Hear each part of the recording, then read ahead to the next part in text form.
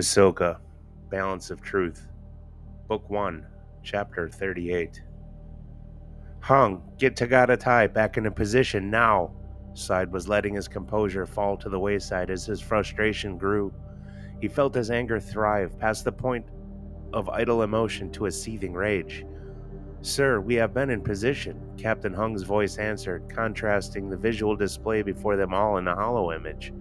Sir, two vessels are reading identical signatures to Tagada Tai. I cannot differentiate between the two, Pridkar spoke up, baffled.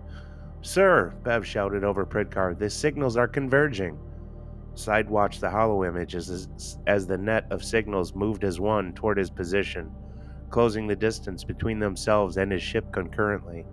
Then, he watched as the hollow image itself began to warp from a clearly defined cube into wavering lines congealing into the form of a bipedal alien wielding a hooked staff. The Monarch? Pridkar and Bev both chanced. 237. Side let escape his mouth, tilting his head toward the ceiling.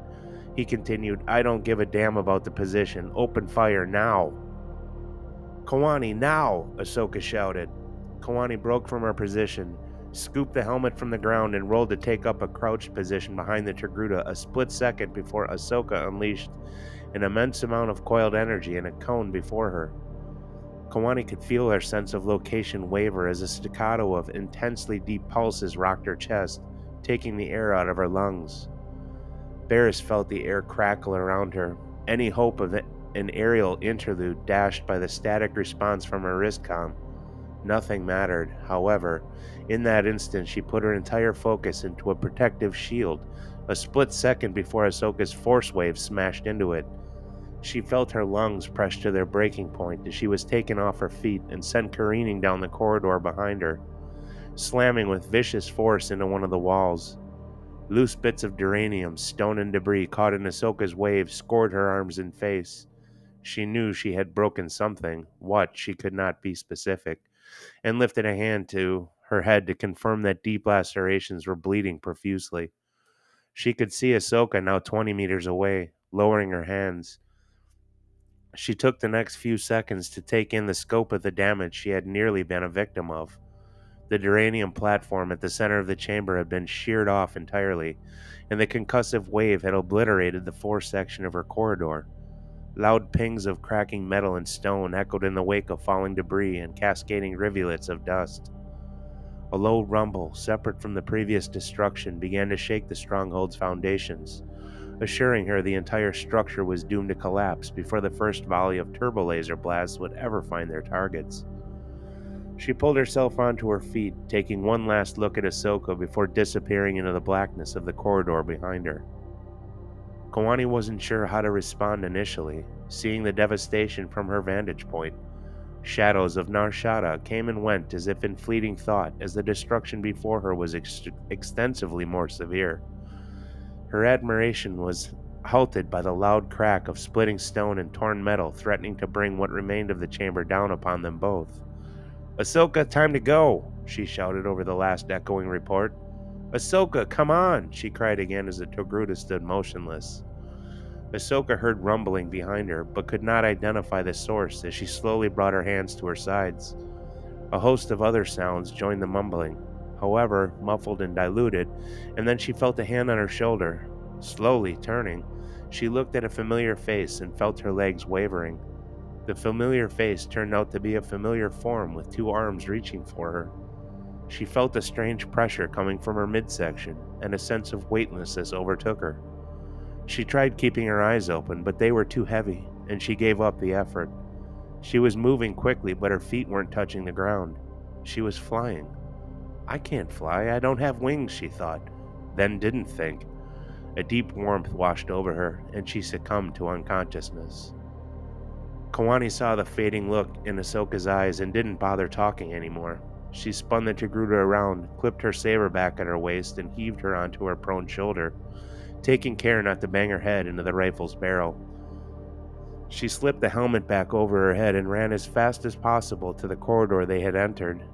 Turning quickly, as memory found purchase, she extended her free hand and commanded the fallen black hilt back fallen black hilt into it.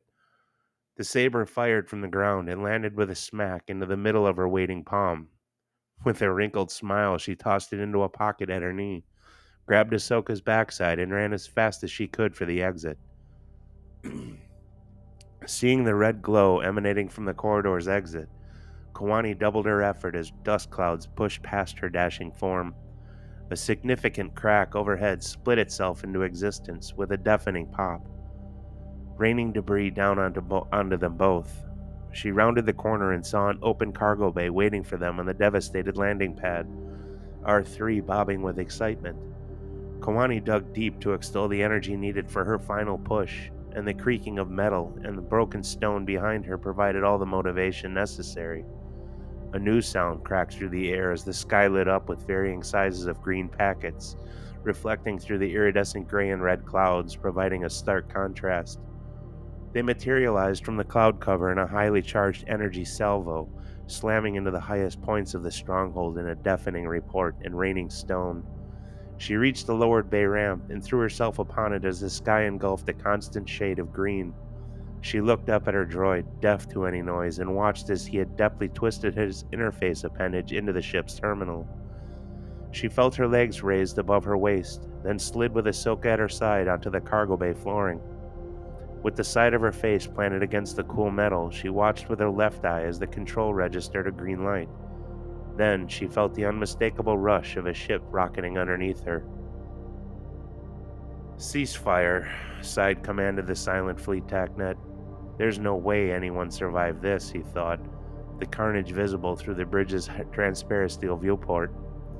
In the modified transport vessel's cockpit, he glanced to the right behind his lieutenant at the screen, displaying ordnance reserves for the fleet. 17% remaining flashed in red. Returning his gaze to the cloudless charred mass hundreds of kilometers below him, he knew the Thebescan was here. She left her calling card, but no trace remained. He knew she was responsible for the dual signatures, the signal canisters, and all the confusion that had taken him out of his form. It was her way. "Continue surveillance for another half hour. Form up on your groups and execute Search Plan Theta," he said, knowing they would be fruitless. The Thebescan was either incinerated planetside or, more likely, long gone. She would not stay here. "No life signs from the target zone, sir," his lieutenant said. "Understood," said, a hand stroking his chin. Had he not explicit orders, he would have continued his search for her, more importantly, her methods. He knew she had only played her opening salvo, her first move. It was his prerogative to remove the Monarch from the game board. "Dejarik it is," he said unintentionally. "Sir?" the lieutenant asked. "Never mind," he responded, adopting a crooked smile. Please consider a like and sub. It is YouTube's way of getting these to more people. I am less concerned with subs as I am with getting the story out there, and I need your help to do that. Thank you.